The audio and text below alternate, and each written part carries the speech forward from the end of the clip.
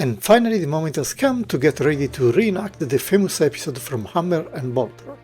It has been quite a long time from the actual release, but better late than never. Time to look at one of the Kastelan robots. The box is big, but it is not really heavy. For sure there is no metal and skeleton here. Let's cross our fingers and hope that there will be no surprises. Unbox Protocol.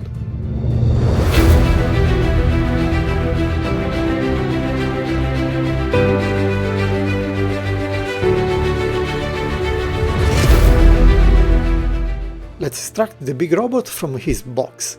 The clamshell and the robot appear to be there without any missing pieces or visible defects. This is a marked different from other mechas from JOYTOY, where you usually get a lot of broken up pieces that then you have to patiently reassemble. This time the unboxing challenge is set on the easy level, which is good. In practice we only have to plug the Incinerator on the robot's shoulder and we are ready to go. It has the classic look of flamer weapons that we have seen in many of the other Warhammer releases. It looks quite shiny new, like just out of the Mars Forge world. No sign of any use. I would have loved some additional weathering, but apparently the Mechanicus has super efficient maintenance service. Plugging it should not be difficult, but in my case the tolerance was quite strict, and I had to struggle a bit to make it stay in position. The two Kastelan robots only differ because of the weapon and the hands manipulators, but otherwise they are the same identical body. The Incinerator can then rotate to the back and to the front, and even horizontally.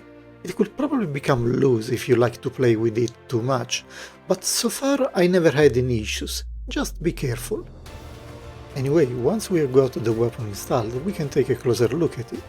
The painting and the details are quite well made. We have an overall red coat over the entire body, with highlights on the edges. In addition there are Mechanicus iconography and decals all around. The seam lines are still there, but not too evident this time, which is nice. No idea what the appendage on the bottom of the left foot is.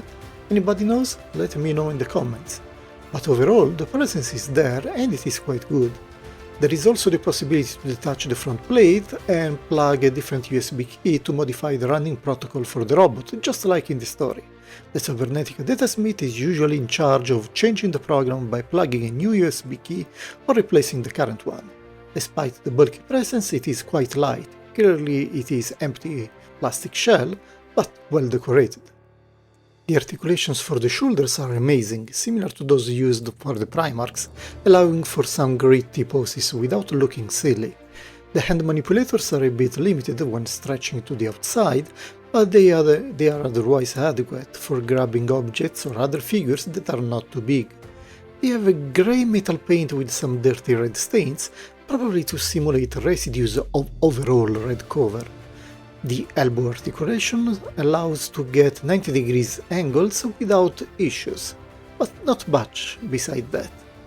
Overall, the top body is pretty great in terms of posing options given the size of the figure and the overall bulkiness of the entire model. I especially love those shoulders and arms. It is quite surprising to be able to achieve a full rotation and also that level of horizontal raise of the arm. Really well made. But this is a walking robot, so what are the options with the legs? Well, they are quite impressive on this front too.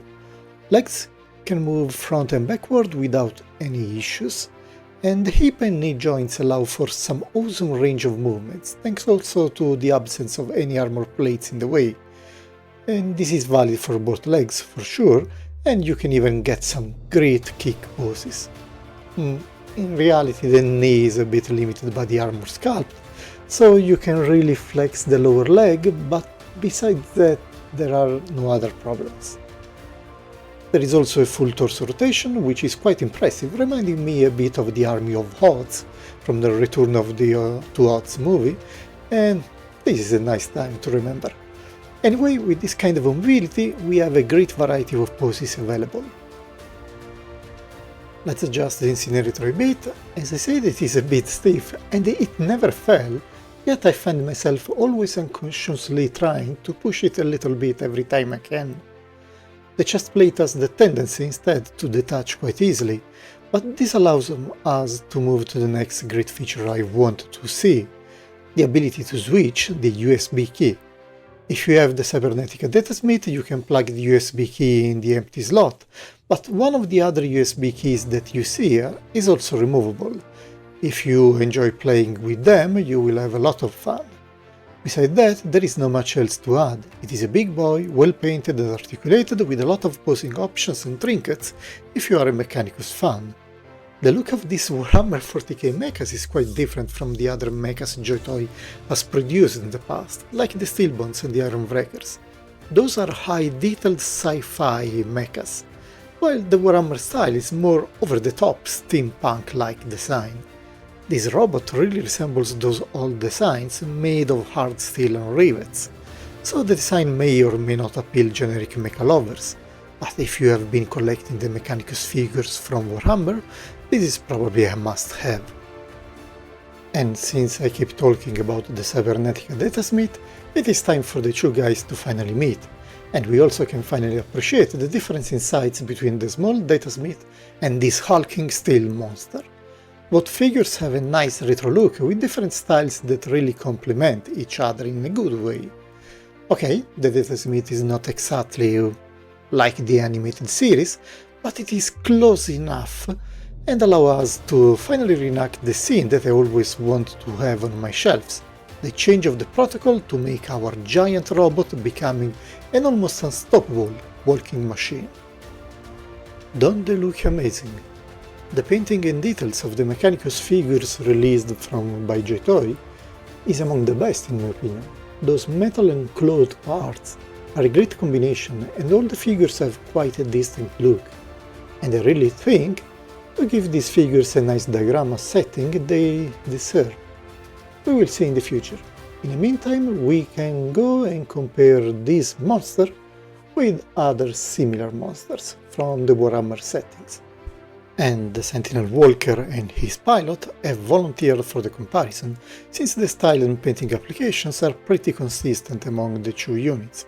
Both are metal monsters with edge lights here and there, and the same steampunk look and feel. The Walker is quite taller, but that should be no surprise given the different roles and the fact that it is a piloted unit. If you are an AdMech fan, the Kastelan Robot is a great unit to put on your shelves and be the centerpiece of your Mechanicus display. The paintwork is great and the construction sturdy enough, even if it feels quite empty. Strongly recommended, especially on discount. Having said that, have a nice rest of the day and praise the Omnissiah.